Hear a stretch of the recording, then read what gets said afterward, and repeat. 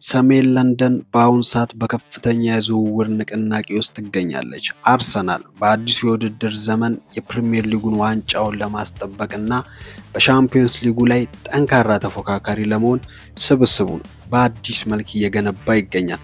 ባለፉት 12 ሰዓት ውስጥ ከኤሚሬትስ ስታዲየም በስተጀርባ የወጡ የዝውውር መረጃዎችን መላውን የጋነርስ ደጋፊ በከፍተኛ ሁኔታ አነሳስቷል። አርሰናል ለቡርኖ ጉማሬሽ ያቀረበው የመጀመሪያው ጥያቄ ውድቅ ከተደረገም በኋላ ወዲያውኑ ወደ ሁለተኛ ምዕራፍ ተሸጋግሯል። በሌላ በኩል ደግሞ አንድ ፈረንሳዊ ድንቅ አማካይ ከክለቡ ጋር በግል ጥቅም ላይ ሙሉ በሙሉ መስማማቱ ታውቋል። ዛሬ በኳስ ሜዳ ልዩ ዝግጅታችን እነዚህን ባለፉት 12 ሰዓት የተሰሙ የአርሰናል ሰበር መረጃዎችን እጅግ ዝርዝር ባለ ሁኔታ ይዘንላችሁ ቀርበናል። ወደ ዝርዝሩ ከመግባታችን በፊት ትላንት በለቀቅነው ቪዲዮ ላይ ላሳያችሁ ድንቅ ድጋፍ እያመሰገንን ለቻናላችን አዲስ ሆናችሁ አሁኑኑ ሰብስክራይብ በማድረግ የኳስ ሜዳ ቋሚ ቤተሰብ እንድትሆኑ ጋብዛችኋለን። አብራችሁን ቆዩ። ወደ መጀመሪያውና ትልቁ የዝውውር ጉዳይ ስንሻገር አርሰናል ለኒውካስትል ዩናይትድ አማካይ ቡርኖ ጉማሬሽ ያቀረበው የ55 ሚሊዮን ፓውንድ ጥያቄ ትናንት ምሽት ውድቅ መደረጉ ይታወሳል። ነገር ግን ባለፉት 12 ሰዓት ውስጥ የወጡ የውስጥ መረጃዎች እንደሚያመለክቱት አርሰናል በቀላሉ እጅ የሚሰጥ አይመስልም። ሚካኤል አርቴታ ለቦርዱ ባሳሰበው መሰረት የክለቡ የስፖርት ዳይሬክተሮች የገንዘብ መጠኑን በከፍተኛ ሁኔታ በማሻሻል ሁለተኛ ይፋዊ ጥያቄ ለማቅረብ ሌሊቱን ሙሉ ሲሰሩ አድሯል። ኒውካስትል ዩናይትድ ተጫዋቹን የመልቀቅ ፍላጎት እንደሌላቸው በይፋ ቢገልጹም አርሰናል ግን እስከ 65 ሚሊዮን የሚጠጋ የተሻሻለ ሂሳብ እና ተጨማሪ ክፍያዎችን በማካተት አዲስ ጥያቄ ለማቅረብ እየተዘጋጀ መሆኑን እየተዘገበ ነው።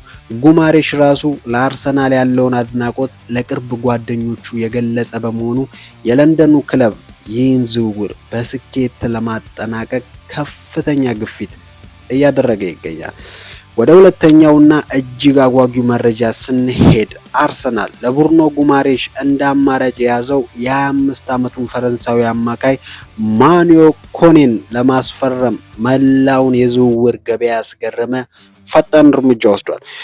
ሮትቦል ለንደን ከሰዓታት በፊት ይፋ እንዳደረገው አርሰናል ከተጫዋቹ ወኪሎች ጋር ባደረገው የፊት ለፊት ድርድር በግል ጥቅምና በደሞዝ ክፍያ ዙሪያ ሙሉ በሙሉ ስምምነት ወይም አግሪመንት ኢን ፕሪንሲፕል ላይ ደርሷል።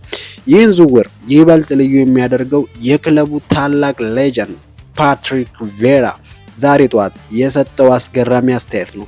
ቬራ ስለ ማኑ ኩኔ ሲናገር ኩኔ በአሁኑ ሰዓት በፈረንሳይ እግር ኳስ ካሉ ምርጥና ብቁ አማካኞች አንዱ ነው። የእሱ ጉልበት፣ ኳስ የማደናቀፍ ብቃትና ወደፊት የመግፋት ችሎታው ለአርሰናል የመሃል ክፍሉን ፍጹም ጥንካሬ ይሰጠዋል በማለት አርሰናል ይህንን ዝውውር በአስቸኳይ እንዲያጠናቀቅ ትልቅ አረንጓዴ መብራት ሰጥተዋል። በመጨረሻም ባለፉት ጥቂት ሰዓታት ውስጥ ታዋቂው የዝውውር ጋዜጠኛ ፋብሪዚዮ ሮማኒዮ ስለ አርሰናሉ ድንቅ አጥቂ ቪክተር ዮከሬሽ አዲስ መረጃን ይፋ አድርጓል። የስፔኑ ታላቅ ክለብ አትሌቲኮ ማድሪድ ስዊድናዊውን አጥቂ ለመውሰድ ለአርሰናል ጥያቄ አቅርቦ የነበረ ቢሆንም አርሰናል ግን ጆከሬሽን የመሸጥ ምንም አይነት ፍላጎት እንደሌለው ሮማኒዮ አረጋግጧል። አርቴታ ተጫዋቹን በአዲስ የውድድር ዘመን በዋናነት እንደሚጠቀምበት የገለጸ ሲሆን ክለቡም ተጫዋቹን የሚለቀው ከአቅም በላይ የሆነ እጅግ ግዙፍ የገንዘብ መጠን ጥያቄ ካልቀረበለት በቀር ጆከሬሽን በሚቀጥሉ ዓመታት በለንደን ኤሚሬትስ እንደሚቆይ ፋብሪዚዮ ሮማኒዮ በይፋ አረጋግጧል። የተከበራችሁ ኳስ ሜዳ ተከታታዮቻችን ባለፉት 12 ሰዓት ውስጥ በአርሰናል ዙሪያ የተሰሙት እጅግ ትኩስ የዝውውር መረጃዎች እነዚህን ይመስሉ ነበሩ። እናንተስ አርሰናል ለቡርኖ ጉማሬሽ 65 ሚሊዮን ማውጣት አለበት ወይንስ በቬራ የተመሰከረለት ማኑ ኩኔን ማስፈረም ይሻላል? ሐሳባችሁን አሁኑኑ ከታች ባለው ኮሜንት መስጫ ላይ ጻፉልን። ቪዲዮን ከወደዳችሁት ላይክ ማድረጋችሁን እንዳትረሱ። ነገ በሌሎች አጓጊ ስፖርታዊ መረጃዎች እስከምንገናኝ ኳስ ሜዳ ነበርን። መልካም ጊዜ